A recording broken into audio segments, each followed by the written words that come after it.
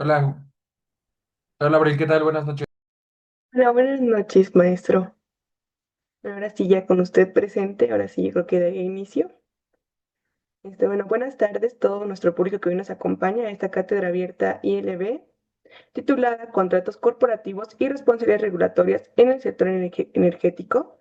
En este caso, el ponente, el maestro Diego Rodrigo Sponda Betancourt, es quien nos va a dar esta cátedra, la cual tiene como objetivo analizar la estructura jurídica de los contratos corporativos dentro del sector energético, así como los alcances de la responsabilidad regulatoria derivada del marco normativo aplicable, considerando la interacción entre derecho societario, regulación energética y cumplimiento normativo.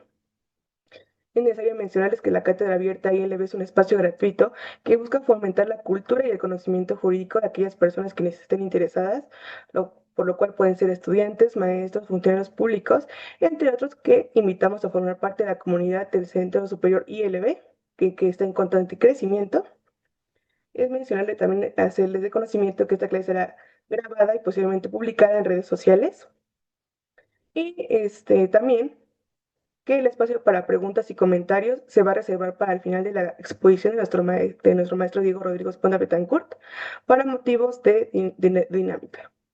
Este, Les presento al maestro Diego Rodrigo Esponda Betancourt, licenciado en maestro en Derecho por la UNAM, especialista en el sector por diversas universidades internacionales, que cuenta con amplia experiencia en el sector energético, inmobiliario y ambiental, el cual es socio fundador de Esponda Abogados y también se ha desempeñado como docente, conferencista, seminarista y como autor de artículos especializados y ha participado de diversos foros de telecomunicaciones.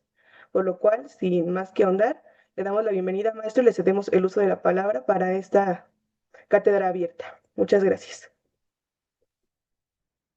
Gracias, pues muchas gracias al Centro Superior ILB por la invitación a esta institución educativa. Y pues la charla que vamos a tener el día de hoy es una charla que creo que es imperativo que todas las personas que están involucradas en el sector energético conozcan, que es justamente la parte contractual, ¿no? Lo primero que me gustaría decir es lo siguiente. Eh, La parte societaria, que va a hacer con la parte societaria, digamos que es el inicio de llevar a cabo los proyectos que tienen que ver con el sector energético en general. Es decir, los abogados de empresa, o en su caso, el despacho de abogados que se contrate, tienen que tener bien claro qué es lo que qué tipo de sociedad van a constituir, ¿no? Eso creo que es muy importante, así como delimitar el tema accionario, es decir, quiénes van a ser los participantes, los socios o los accionistas de la sociedad, si va a ser una SAPI, una SA o va a ser una sociedad de responsabilidad limitada. Eso creo que es algo que es muy importante que se delimite desde un inicio. Ahora bien, en función de esa situación, que es algo no menos importante, es que en función del contrato, más bien en función de la sociedad, del objeto social, es que se van a tener que tramitar los permisos. Es decir, yo tengo que redactar un objeto social relacionado con la actividad que voy a llevar a cabo dentro del sector. Eso es algo que es muy importante. Es decir, necesito que el objeto social esté relacionado con el permiso o con el contrato que voy a llevar a cabo. O uno que me hayan adjudicado la autoridad, no sé, por mencionar algo, los contratos mixtos. Esto es algo creo que es de sobremanera importante porque luego pasa que quieres participar en un proyecto y no tienes el objeto social adecuado. Entonces, creo que es algo muy importante. Y de igual manera, el tema, hablando societariamente, el tema también del gobierno corporativo, es decir, si va a ser comisario, va a tener un consejo de vigilancia, si va a tener un administrador único, un consejo de gerentes, un consejo de administración, son cosas que son muy importantes para efectos de la sociedad que no se pueden dejar de lado, así como tener, ¿cómo se llama? Los famosos libros corporativos, que son muy importantes que también se celebren y que se lleven a cabo, porque al final de cuentas, pues es importante documentar la vida de la sociedad, ¿no? Entonces, lo primero que tenemos que hacer es constituir esta sociedad, ¿no? Ahora, puede pasar también que pensando, por ejemplo, en una empresa o un conjunto de empresas quieren participar en un proyecto en específico, ¿no? Vamos a empezar dos sociedades del sector eléctrico, ¿no? Y a lo mejor quieren participar en una licitación con la Comisión Federal de Electricidad. Normalmente lo que se suele hacer en la práctica es que se suele constituir una SPV, ¿no? Una sociedad de propósito específico que justamente la van a hacer con la finalidad de únicamente poder participar en dicho proyecto, ¿no? Pero para eso, por ejemplo, se tiene que pasar por diferentes acuerdos preliminares, ¿no? Por ejemplo, pudiera ser desde una carta de intención, un convenio de confidencialidad, un memorándum de entendimiento, ¿no? Que son, digamos, los acuerdos preliminares y posteriormente culminar con un JV o un joint venture. Es importante mencionar que pues el NDA, como bien lo dice, es un Non-Disclosure Agreement, que es un convenio de confidencialidad, en el cual las partes van a pactar que se tiene que pactar en primera instancia que se considera como información confidencial, el tratamiento, la vigencia que va a tener el mismo y algo que es muy relevante, qué va a pasar en caso de que una autoridad me solicite la información, ¿tengo o no la obligación de compartir la información a la autoridad? Pues evidentemente sí, ¿no?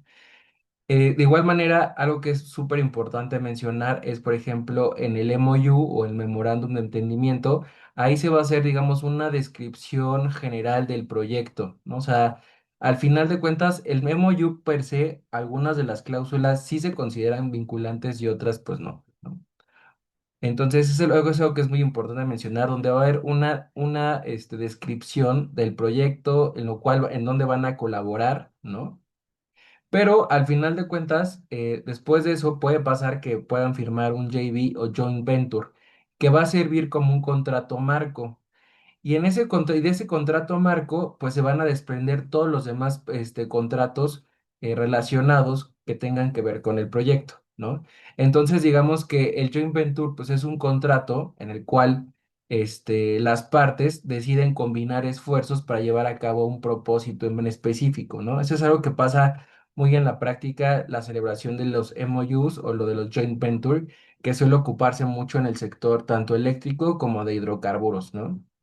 El joint venture, como bien mencioné, va a ser un contrato marco, ¿no? En ese contrato marco van a decir, ah, bueno, que tenemos nosotros la intención de participar en una licitación pública convocada por la CFE o en su caso por la CENER para llevar a cabo una actividad relacionada, por ejemplo, con los contratos de producción de largo plazo que están regulados en la ley del sector eléctrico. Entonces, ahí se van a pactar que se va a constituir la SPV, se va a pactar cosas que son generales del proyecto, ¿no? Pero sin embargo, va a ser ese contrato marco, como acabo de mencionar, del cual se van a desprender otras obligaciones, ¿no? Este JV puede pasar, pues que siga vigente, porque también puede pasar que dices, bueno, participamos en la licitación y no ganamos y no nos adjudicamos el contrato que estamos buscando. Pues evidentemente si no se adjudica el contrato, pues evidentemente el JV queda sin sentido, ¿no? Entonces, pues habría que darlo por terminado el contrato porque el propósito pues no se cumplió, ¿no? Entonces, por ejemplo, estamos hablando de que existen diferentes contratos, como cual el NDA, que es un Non-Disclosure Agreement o convenio de confidencialidad, el MOU, que es un memorándum de entendimiento, el Joint Venture, que es un contrato en el cual las partes van a combinar estos esfuerzos para poder llevar a cabo un proyecto en común, y ahí mismo se puede pactar, por ejemplo, el tema de la constitución de la SPV, ¿no? La sociedad de propósito específico que acabo de mencionar. Entonces, esto es muy importante que se lleve a cabo y que se tenga siempre en el radar, ¿no? Eso hablando de, por ejemplo, de llevar a cabo un proyecto, ¿no? Pero también puede pasar que una empresa quiera comprar o quiera adquirir activos de otra empresa, no sé, por ejemplo, podrían ser parques eólicos, ¿no? Entonces, para eso lo que normalmente se suele hacer es algo que se llama un due diligence. El due diligence es un reporte de auditoría que tiene como finalidad examinar pues todos los activos que tiene la parte vendedora, ¿no? Entonces, el due diligence puede ser en materia fiscal, ambiental, corporativa, laboral, ¿no? Y ahí justamente, pues vamos a encontrar distintos contratos, ¿no? Por ejemplo, pudiera ser un contrato de instalación, de instalación, procura y construcción relacionado con parques eólicos o un contrato de ingeniería, procura y construcción. Podemos encontrar también, evidentemente, los contratos individuales de trabajo. Asimismo, también pudiésemos encontrar algunos comentarios referentes al estatuto social, ¿no? También vamos a poder encontrar, por ejemplo, lo que son los permisos, ¿no? Los permisos que ahora sí que conceden al particular llevar a cabo dicha actividad y verificar que se encuentre en cumplimiento. Y esto es súper importante porque al final de cuentas, tanto las actividades del sector de hidrocarburos como el sector eléctrico, pues tienen una cadena de valor, ¿no? Entonces, es importante que siempre dentro del JV o principalmente pues se contemplen justamente quién va a adquirir estos permisos, autorizaciones, licencias, ¿no? Por ejemplo, hablando de un generador, una empresa de generador, una empresa generador pues necesita un permiso de generación, ¿no? O sea, es algo que se tiene que contemplar y que en su caso, cuando yo quiera adquirir dichos activos, pues voy a tener que darle vista a la Comisión Nacional de Energía pues para que me permita llevar a cabo dicha sesión, ¿no? Por ejemplo, eso pudiera ser por parte del sector eléctrico. O, por ejemplo, si yo tengo un proyecto relacionado con la comercialización de hidrocarburos, de igual manera, lo que necesito también es tener esta sesión de dicho permiso, es más bien la autorización de la modificación del permiso en el cual pues va a haber un cambio en la estructura accionaria, esto con base en lo que dice la Comisión Nacional de Energía. Entonces, lo que yo necesito primero en este caso pues es hacer un reporte de auditoría. Y este reporte de auditoría va perfectamente identificar cuáles son los contratos y cuáles son los permisos relacionados con la adquisición de los activos. Entonces, aquí lo que yo tengo que hacer, pues existen diferentes tipos de due diligence. Aquí lo importante en primera instancia para llevar a cabo el due diligence, pues primero es que normalmente un despacho externo es el que suele hacer el due diligence, ¿no? El due diligence pasa que normalmente lo suele solicitar un banco para otorgar el financiamiento para que la parte compradora adquiera dicho proyecto, ¿no? Entonces, aquí hay otro contrato que es muy importante, que es el contrato de fideicomiso, ¿no? Entonces, este contrato de fideicomiso en la práctica o se denomina como el famoso project finance o financiamiento de proyectos, ¿no? Entonces, normalmente pasa de la siguiente manera, un despacho realiza el due diligence y entonces con base en las distintas áreas de práctica que pudiese tener el despacho, pues unos ve la parte fiscal, otro la parte corporativa, otro la parte de eléctrica o de hidrocarburos, otro la parte ambiental y así sucesivamente y hacen sus comentarios, ¿no? Y con base en eso se va a hacer se puede hacer un red flag report en el cual este red flag report lo que va a hacer es que va a poner una en bandera verde, bandera amarilla y bandera roja, ¿no? Entonces, con base en eso, es que se puede, ¿cómo se llama? Hacer un análisis de cuáles son las cuestiones más urgentes, ¿no? Entonces, aquí lo importante es atender y saber cuando existe una bandera amarilla o una bandera roja, qué hacer, ¿no? Eso es algo que es muy, muy importante. Entonces, en ese sentido, pues podemos ver claramente que la cuestión regulatoria para la adquisición de activos, pues es muy importante, ¿no? Así como los contratos que estén vigentes, ¿no? Otra cosa que también, por ejemplo, se tiene que establecer y que es muy importante es, por ejemplo, es que normalmente en estos contratos de ingeniería y procura construcción, hay que los contratos de instalación, procura y construcción, pues tienen que ver, es un contrato en el cual una de las partes se va a encargar de instalar los paneles solares, por ejemplo, comprarlos y construir el parque, ¿no? Pero para eso dentro del contrato va a haber hitos, ¿no? Y hay un cronograma. Entonces hay abogados que se dedican, por ejemplo, a la administración de contratos. La administración de contratos, pues per se es darle cumplimiento a lo que dice el contrato, ¿no? Entonces, en el due diligence, yo lo que tengo que hacer es verificar, pues, que realmente se le esté dando cumplimiento al contrato, ¿no? Y de igual manera, pues, o sea, analizar la naturaleza jurídica del contrato, ¿no? Por ejemplo, los contratos de instalación, procura y construcción, pues son evidentemente de naturaleza mercantil. Pero, por ejemplo, si estuviéramos hablando de un contrato de interconexión, que también es un contrato que tiene que ver con el sector eléctrico, pues es un contrato propiamente de naturaleza administrativa, ¿no? Entonces yo también tengo que verificar en ese caso cómo fue el contrato de interconexión. El contrato de interconexión es un contrato en el cual un generador pide permiso de una u otra manera al SENACE y a la Comisión Federal de Electricidad para poderse interconectar a la red nacional de transmisión y a las redes generales de distribución.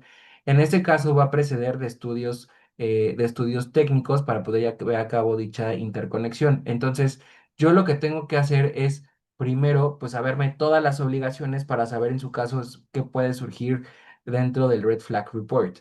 Entonces, eso es súper importante. Otra cuestión, por ejemplo, las manifestaciones de impacto ambiental, ¿no? Las manifestaciones de impacto ambiental, que digamos que es esta autorización que da la Secretaría de Medio Ambiente y Recursos Naturales con la finalidad de aprobar la construcción de un proyecto, ¿no? En este caso, el sector hidrocarburo y el sector eléctrico sí o sí requieren una manifestación de impacto ambiental. Esta autorización está regulada, por ejemplo, en el reglamento de la Ley General de Equilibrio Ecológico y Protección del Ambiente referente a las manifestaciones de impacto ambiental, donde normalmente se solicita en modalidad particular la manifestación de impacto ambiental. Ya ahí claramente te establecen los requisitos. Asimismo, existe un manual de cómo se debe elaborar dicha manifestación de impacto ambiental. Entonces, ¿qué es lo que podría hacer? Normalmente en las manifestaciones de impacto ambiental se prevé algo que se llama una garantía corporativa. Esta garantía corporativa tiene como finalidad que en caso de que se cumpla algún siniestro, pues darle la comisión, en este caso la Secretaría de Medio Ambiente y Recursos Naturales, puede ejecutar dicha garantía. En este caso se hace a través de una carta de crédito stand-by. Una carta de crédito stand-by, digamos que es un documento en el cual, en este caso, el solicitante va a garantizar que en caso de algún siniestro, la comisión, perdón, la secretaría puede ir directamente con esa carta que se haya entregado, ir al banco y ejecutarla sin necesidad de agotar ningún tipo de procedimiento, ¿no? O sea, algo que es muy importante. No es como un seguro o una fianza que se tiene que agotar un procedimiento, no, esto se agota directamente, ¿no? Entonces, esto también son cuestiones que son importantes revisar las manifestaciones de impacto ambiental, el tema de los registros de residuos peligrosos, ¿no? O sea, toda esta parte ambiental relacionada con el sector hidrocarburos y sector eléctrico es algo que se tiene que contemplar también, ¿no? El tema de los permisos, ¿no? Las autorizaciones que tengan que ver con el de impacto ambiental. O de igual manera, recientemente, por ejemplo, salió lo que se llama las manifestaciones de impacto social que se publicaron, creo que ayer o antier, ¿no? Y que con base en eso, pues dependiendo del proyecto, pues va a ocupar una manifestación y de igual manera tiene que haber un plan de gestión social. Entonces, es algo que es importante que ustedes también tienen que tener como que en el radar. Y todos estos permisos, estas todas autorizaciones, pues tienen que ver con la parte contractual, ¿no? Porque al final de cuentas, recuerden que el contrato marco siempre va a ser ¿cuál? El JV, ¿no? Entonces, ahí se tiene que establecer quién va a tramitar qué cosa, ¿cómo se llama? En qué tiempos, qué permisos, qué licencias y demás, ¿no? Entonces, creo que es algo súper, súper, súper importante, ¿no? Ahora bien, otra cosa que también es relevante mencionar es que dentro de este Red Flag Report, pues normalmente existen distintos tipos de Red Flag Report. El que les mencioné hace un momento, bueno, el Due Diligence, perdón, existen diferentes tipos de Due Diligence. Entre todos ellos está el Red Flag Report, el de bandera verde, bandera roja y bandera amarilla, ¿no? Sin embargo, existen otros tipos en los cuales únicamente entregas como una hoja así súper sintético y mencionas como qué es lo más importante que detectaste, o en su caso, pues la versión ampliada, ¿no? Donde área por área vas observando cuáles son las áreas de oportunidad en cada una de ellas, ¿no?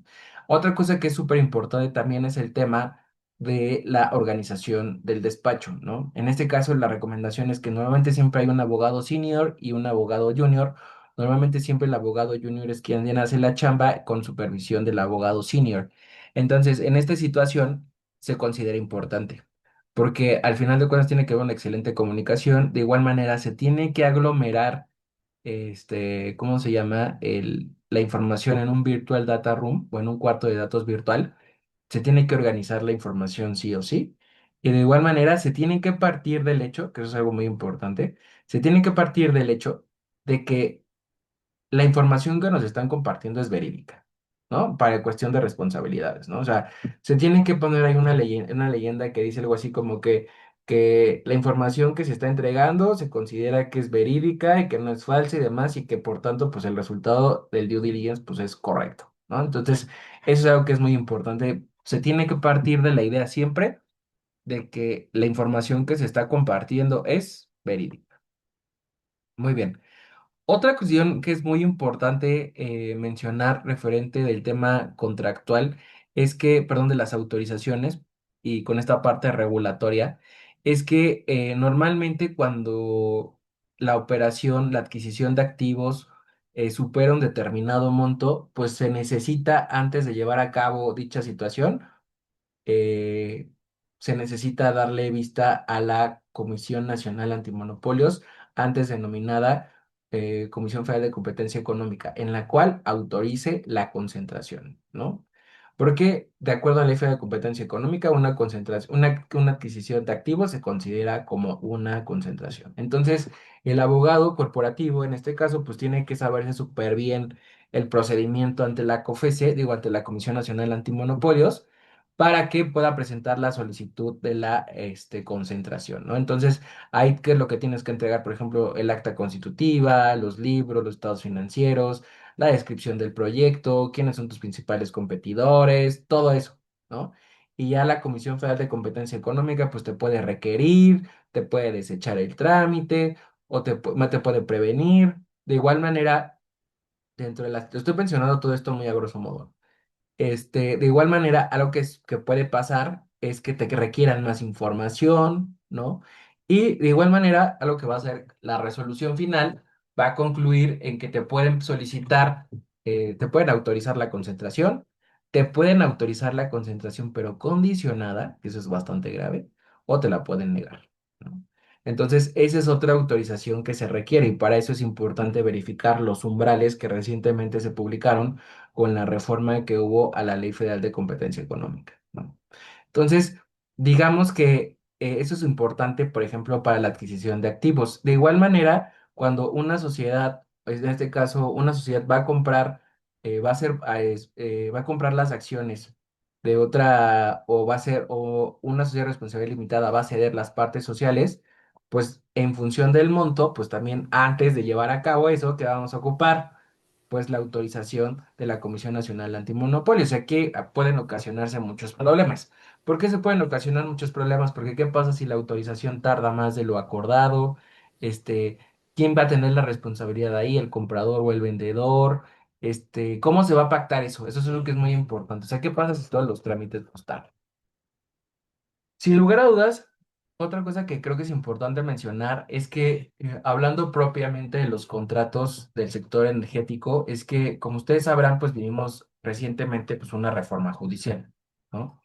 Entonces, esta reforma judicial, pues ha ocasionado pues problemas, ¿no? Porque los jueces pues no tienen el conocimiento suficiente para poder resolver este tipo de controversias, ¿no? Entonces aquí lo que se sugiere es que, por ejemplo, en los contratos de instalación, procura y construcción, es que, o incluso, bueno, o los de ingeniería, procura y construcción, por mencionar algunos, pues acudir a los medios alternos de solución de controversias, ¿no? La negociación, la mediación, el arbitraje, ¿no? Eso es algo que creo que se debe de considerar sí o sí, ¿no? El foro, y evidentemente, pues se tiene que redactar una cláusula arbitral de conformidad con el Código de Comercio, que ahí viene un capitulito de cómo se redacta la cláusula arbitral y de lo que debe de contener, por ejemplo, el número de árbitros, el panel, cómo se va a integrar, cuál va a ser la sede, las reglas del procedimiento, ¿no? Todo ese tipo de cuestiones, ¿no? Pero para efectos de la construcción hay un tema que es importante, que no es nuevo, pero que existe, que es el famoso Dispute Board Resolution, que el Dispute Board Resolution es un comité que está integrado está integrado por abogados, financieros, ingenieros, ¿no? Y ellos, cuando existe alguna controversia entre las partes, como que entran, ¿no? Para tratar de dirimir la controversia y no se suspenda la obra, ¿no? Entonces, en este caso, aquí lo que se ocupa es que este Dispute Board Resolution, pues las resoluciones pues, pueden ser vinculantes o no vinculantes o una simple recomendación. Entonces, eso creo que es muy importante que las partes deben de pactar. Desde mi óptica, hoy en día el tema de la reforma judicial pues ha ocasionado que los abogados y que las personas que están involucradas dentro del sector pues repiensen cómo vamos a resolver las controversias en casos de que exista algún conflicto. Entonces, sin lugar a dudas, creo que el Dispute Board Resolution es una buena alternativa, ¿no? Ahora, en muchas ocasiones, pues se suele ocupar un foro, por ejemplo, en México existe, por ejemplo, el Centro de Arbitraje en México, que es un lugar donde se dirimen controversias, o hay algunos que se van al panel de ICC, ¿no? La International Chamber of Commerce, que es otro foro, ¿no? Entonces eso es algo que es importante que se puede pactar en los contratos, ¿no? Otra situación que creo que es muy relevante, por ejemplo, relacionados con los contratos de exploración y extracción de hidrocarburos, pues es que hay un cumplimiento regulatorio al respecto importante, ¿no? O sea, planes de exploración, planes de extracción, las evaluaciones de impacto social, ¿no? Todo ese tipo de cosas que es importante. Estos contratos específicamente los que se dieron en el marco de la Comisión Nacional de Hidrocarburos, ¿no? Sin embargo, como ustedes sabrán, la reforma constitucional de 2024, pues ocasionó que los órganos reguladores coordinados en materia energética, pues se extinguieran. ¿Quiénes eran? Pues la Comisión Reguladora de Energía y la Comisión Nacional de Hidrocarburos.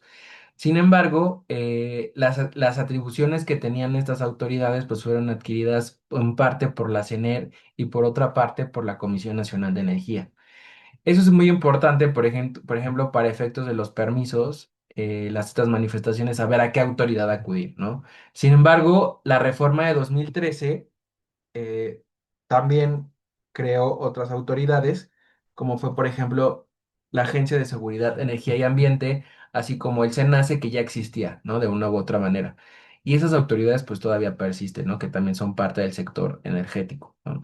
Entonces, es muy importante que eso como que se tenga siempre en el radar de que, por ejemplo, actualmente la máxima autoridad del sector hidrocarburos, pues ¿quién es? La CENER, ¿no? ¿Con quién voy a poder solicitar los permisos de comercialización, distribución, transporte, almacenamiento? Con la CNE, ¿no? Entonces yo lo que tengo que hacer primero es como un mapeo bien de a qué autoridad me voy a dirigir en caso de que vaya a tramitar algún permiso, ¿no? Otra situación que es importante es que brevemente, pues la reforma de 2024 lo que hace es que extingue estos órganos reguladores coordinados en materia energética, pero también habla en el artículo 28 constitucional que lo que se busca es que es proveer el servicio eléctrico al menor costo, ¿no? Y bueno, de aquí podemos hablar de otro contrato, que es un contrato de suministro eléctrico, ¿no? Que es un contrato que todos tenemos en casa, ¿no? En este caso... La Corte ha dicho recientemente, de hecho tengo un blog que recientemente escribí de eso, en el cual dice que las disputas entre la CFE y nosotros, los clientes, pues se tiene que dirimir mediante un juicio mercantil, ¿no? No un juicio administrativo. Entonces, eso es algo que es muy importante, ¿no? Porque puede pasar que dices, oye, ¿cómo se llama?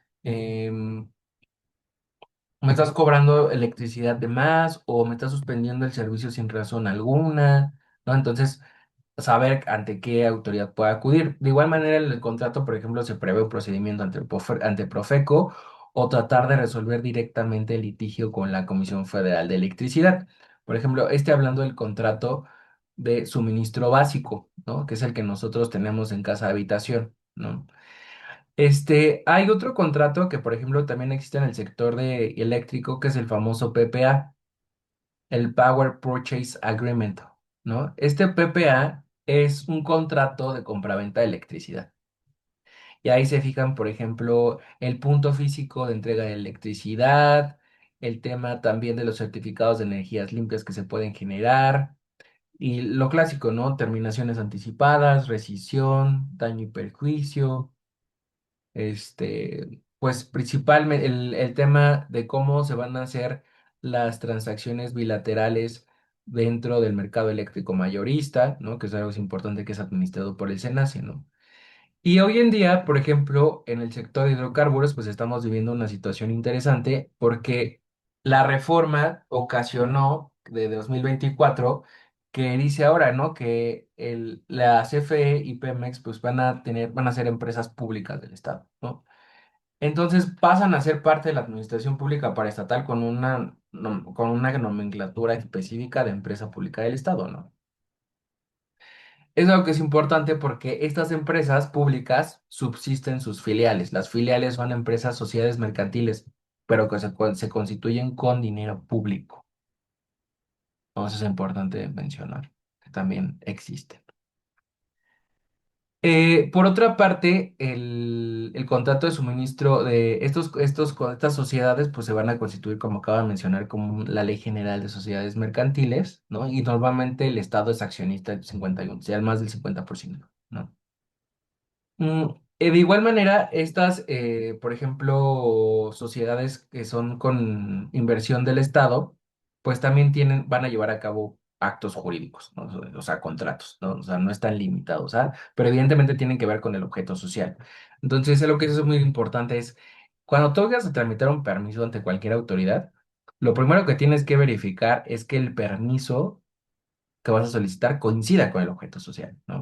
Entonces, aquí es donde entra la magia del abogado regulatorio, en el cual, pues prácticamente le tiene que dar la redacción al abogado de notaría para que eso lo inserte así como está en el objeto social. Eso es lo que es muy importante porque te puede negar el permiso por esa situación, ¿no? Otra cosa que, por ejemplo, es importante mencionar es que, por ejemplo, si bien mencioné, los generadores se escriben un contrato que se llama contrato de interconexión.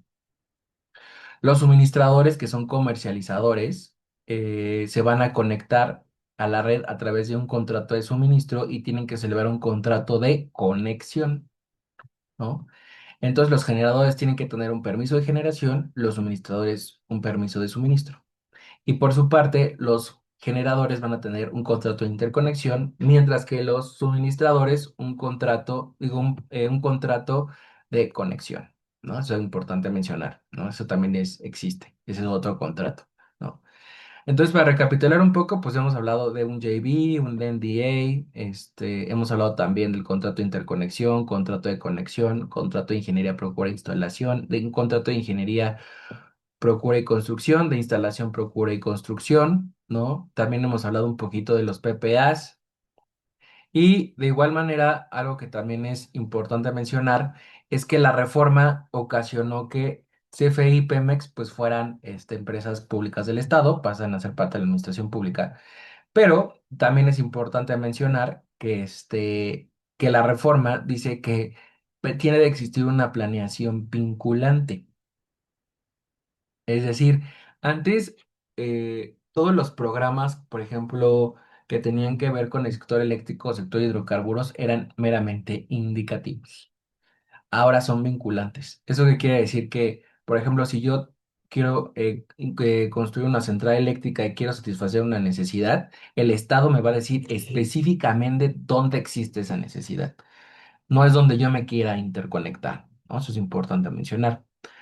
Ahora bien, la ley del sector eléctrico menciona, por ejemplo, los contratos de largo plazo, que son contratos de venta de energía exclusivamente a la Comisión Federal de Electricidad. ¿Y esto por qué? Porque hay una división o una segmentación del mercado artificial en el cual la CFE tiene que tener el 54% y el 46% queda a cargo del Estado. Evidentemente, pues esto atenta contra las leyes de la competencia económica, ¿no? Pero bueno, ese sería otro tema.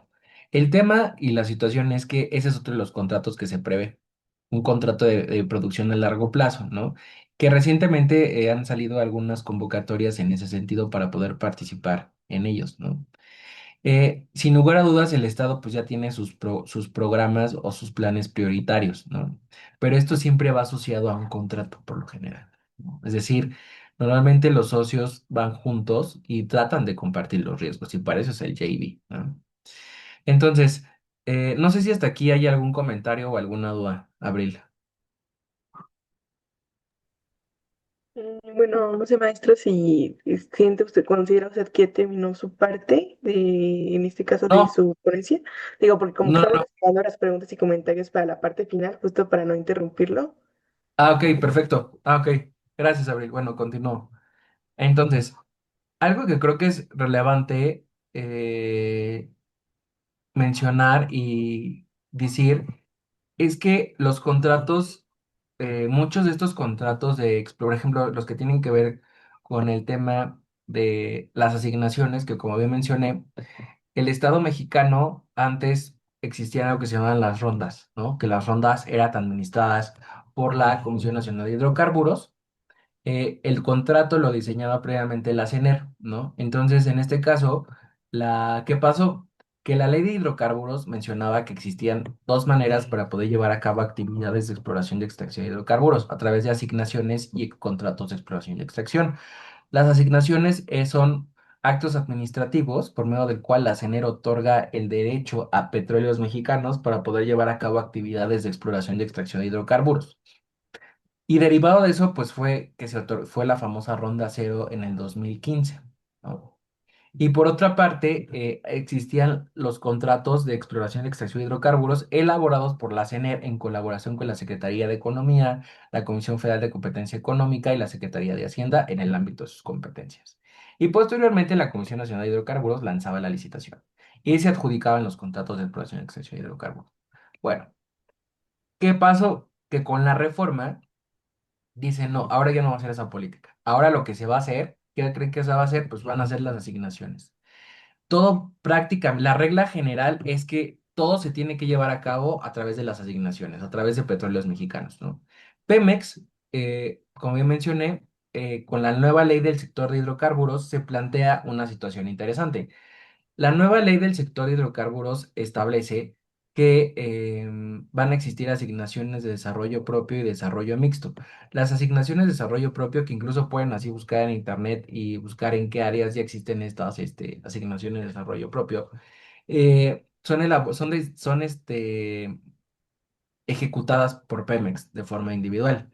Sin embargo, los contratos de las asignaciones de desarrollo mixto, pues justamente son mixtas porque participa un particular en colaboración de petróleos mexicanos. Y derivado de eso, es que de esa asignación es que va a surgir algo que se llaman los famosos contratos mixtos.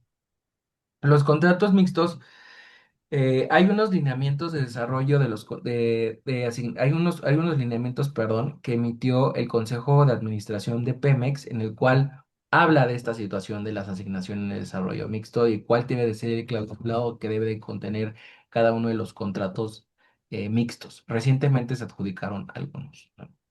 La principal crítica a esas licitaciones es pues que no hay ninguna empresa internacional. O sea, todas son empresas mexicanas que han sido contratistas de Pemex en el pasado, ¿no? Entonces, no son las grandes empresas petroleras como Shell, Exxon, BP, Total, por mencionar algunas, ¿no? Otra situación que creo que es importante mencionar es que estos contratos pues son nuevos, o sea, preceden de los antiguos contratos de los ICIE, de los COP que antiguamente tenía Petróleos Mexicanos, ¿no? Entonces digamos que es una evolución de ese contrato que se tenía, ¿no? Sin lugar a dudas, creo que el tema, que eso, las asignaciones no, o sea, hay un cumplimiento regulatorio ambiental ante la CIA y la CNR que tiene Pemex, ¿no? Eso es importante mencionar. Es para decir que no sería la administración del contrato propiamente, sino la administración de la asignación, que eso es lo que hacen los abogados, darle cumplimiento a las obligaciones que se derivan ¿no? Eso creo que es muy, muy, muy importante, mencionar, ¿no? En México actualmente pues estamos viviendo una situación interesante porque estamos migrando pues a una política energética muchísimo más centralizada, muchísimo más concentrada, pues que de una u otra manera sí está limitando un poco la participación del sector privado. Claro, evidentemente el sector privado pues también tuvo sus áreas de oportunidad en el sexenio pasado y antepasado, ¿no? Algunos sí se sirvieron ¿cómo se les dice esto? Pues sí, se sirvieron con la cuchara grande, ¿no? Entonces, pues, como todavía cosas que mejorar, ¿no? La pregunta con la cual me gustaría eh, concluir, pues, o sea, ¿qué tan importante es la cuestión regulatoria con la cuestión contractual? Yo digo que, o sea, si estás en el sector energético, ya sea eléctrico, gas o hidrocarburos, tienes que tener esta dualidad de administrativo, energético con lo corporativo, financiero. O sea, creo que eso es algo que te va a hacer como un abogado muy completo.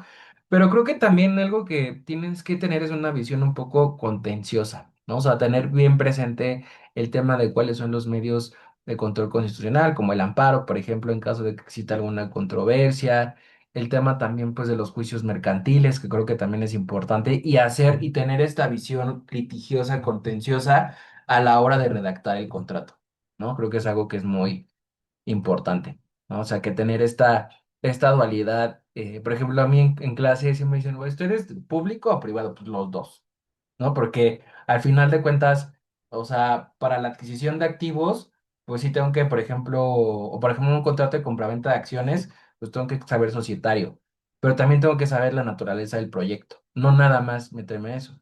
Y otra cosa, o sea, eso es algo muy importante, o sea, hay que tener esta dualidad, ¿no? Pero creo que también una de las cosas que creo que me ha ayudado a mí en mi carrera profesional es que yo sí me he metido a estudiar como la parte técnica, ¿no? Es decir, cómo funciona la red nacional de transmisión, cuáles las diferencias entre las distintas tarifas que existen, por ejemplo, en media tensión, baja tensión, alta tensión, ¿no? Estudiar cómo funciona esta parte técnica y sentarme con los ingenieros a que me cuenten cuál es su trabajo, ¿no?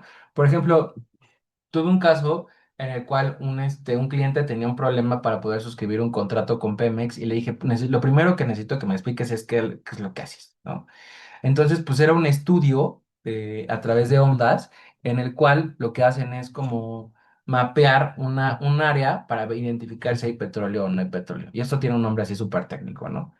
Entonces, ¿qué es lo que yo hago? En mi caso, pues tratar de sentarme con los ingenieros para poder comprender el objeto del contrato y darle una mejor explicación. Y creo que sin lugar a dudas, algo que les recomiendo de sobremanera es saberse comunicar de forma correcta, ¿no? O sea, creo que el hecho de comunicarte, tanto con el cliente, con tu jefe, o con las personas que trabajes, creo que es básico, ¿no? O sea, tener esta buena comunicación y sobre todo, pues solucionar los problemas que se vayan presentando, ¿no? Pues bueno, creo que por mi parte sería todo, Abril. Muchas gracias. Bueno, le agradecemos mucho, maestro Diego Esponda.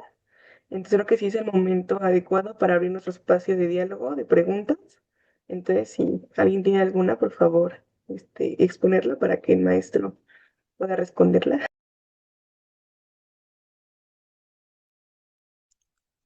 Sí, bueno,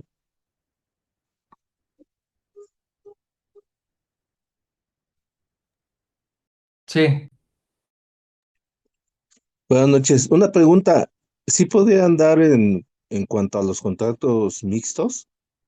Porque bueno, yo he elaborado tanto en el área de hidrocarburos y en el de salud. Normalmente en el de salud ya son como tipos machotes los contratos, por ejemplo, de mantenimiento. Sí, pero los mixtos, ¿qué tanta ventaja hay tanto de la inversión privada como de pues, la estatal? pues esa es una buena pregunta. Pues como todos los contratos de Pemex, pues prácticamente todos los contratos de Pemex, pues Pemex únicamente, su única obligación es pagar y toda la carga regulatoria, técnica, operativa, pues es del privado, ¿no? Por ejemplo, ahí se plantea un fideicomiso dentro de los contratos mixtos. Eh, Algo que creo que es súper importante e interesante es ver esa situación, ¿no? De cómo va a operar ese contrato mixto, pues apenas se dieron, ¿no? Hace poquito, ¿no? Entonces, desde mi óptica, pues como todos sabrán, pues Petróleos Mexicanos pues vive una situación económica bastante difícil, entonces en muchas ocasiones pues tarda muchísimo en pagar, ¿no? Entonces, el tema es que, como te comenté, normalmente todas las obligaciones son para el contratista y todos los derechos pues son para para la empresa pública, ¿no? En mi caso, yo lo que logro observar, pues es que, como les mencioné, es una evolución de los contratos sí se sigue y de igual manera, aquí, pues, lo que tengo entendido es que pues te van a pagar, pero por lo que descubras del petróleo. O sea, por lo que saques de petróleo. No te van a pagar por perforar. Te van a pagar por lo que saques de petróleo, ¿no? O sea, que es súper importante, ¿no? Entonces, creo que eso ha pasado mucho con los operadores petroleros que están muy confundidos. O sea, creen que es un contrato de servicios cuando es un contrato de riesgo, de una u otra manera, decirle, "Oye, no has entendido, lo que te van a pagar es lo que saques de petróleo, no las 20 perforaciones que hayas hecho." Ok, muchas gracias.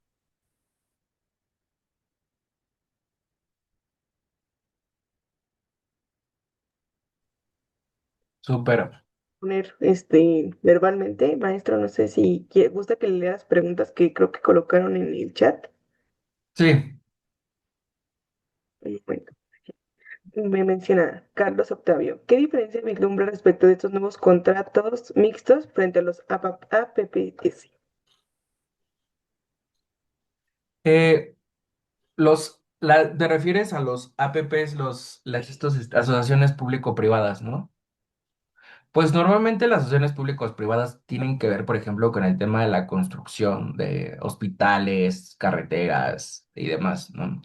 Fíjate que es una buena, estaría interesante analizar eso, o sea, cuáles son las obligaciones, pero, por ejemplo, las asociaciones público-privadas, hay una ley de asociaciones público-privadas local y federal, ¿no? Entonces, ahí habría que analizar eh, esta figura de de estos contratos mixtos en función con las asociaciones público-privadas, ¿no? Porque desconozco el tema de la construcción porque no me dedico propiamente a a los APP, pero a lo mejor estaría interesante hacer un articulito de eso, ¿no? Gracias, Carlos, por por tu pregunta. Participante pregunta, para tramitar permiso de comercialización me pide que presente continuidad y una logística. Pregunto, ¿presento un proyecto? Presento Zoom. Yo creo que lo primero que tienes que identificar, mi estimado Net, es, o sea, chécate súper bien los requisitos, ¿no? O sea, una cosa que te recomiendo a la hora de tramitar este tipo de permisos es que cheques en la página de la CNE los permisos que se han otorgado en esta materia y verifiques pues, cuáles son los anexos para que eso te guíe para tramitarte el permiso de comercialización, ¿no? De hecho, ahorita traigo un tema de ese, ¿no? De una sesión de un permiso de comercialización. Entonces, mi recomendación es, pues, chécate bien los requisitos y chécate bien ¿cómo se llama? Los requisitos. Ahora bien, actualmente no se están otorgando los permisos de comercialización. Eso es importante que lo sepas, ¿no? ¿Y por qué, perdón, maestro, por qué no están otorgando ahorita? ¿Están auditando o hay algo? Sí, pues el permiso de comercialización se utilizó para malas prácticas. Oh, Entonces, así como los permisos de exportación e importación de hidrocarburos no los están dando, los de comercialización tampoco. Entonces, probablemente a lo mejor lo que te convenga más es comprar uno, o sea, que te cedan uno. o sea que comprar un permiso activo. Es correcto. Ok, maestro. Ok, maestro. Gracias. Los invitamos a continuar haciendo pues preguntas relacionadas a la exposición del maestro y se mencionando que esta es parte de la cátedra abierta ILB.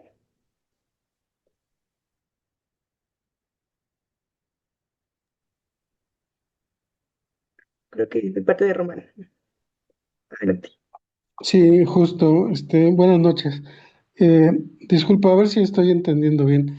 En este tipo de contratos que celebran empresas con el Estado, si entiendo bien, son dos tipos de contratos. Unos que se obtendrían mediante licitación, para lo cual, como mencionaba maestro, era tener como toda la auditoría legal para saber que reúne los requisitos para participar en la licitación, ¿no? Y habría otros que serían, digamos, de asignación directa, en los que tal vez sí no sean propiamente contratos de adhesión, sino que puedas pactar libremente los términos. ¿Estoy en lo correcto? Sí, sí, unos son de naturaleza administrativa y otros son de naturaleza mercantil, ¿no? O sea, hay unos que te dan directamente el Estado a través de licitaciones públicas en concordancia con los permisos y hay otros que tú celebras de forma particular con los particulares como el JV, el NDA y el MOU y demás. Ah, muchas gracias. A ti, Román.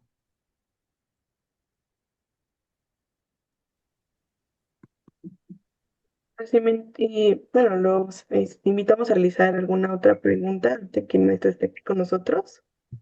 No sé si hay alguna.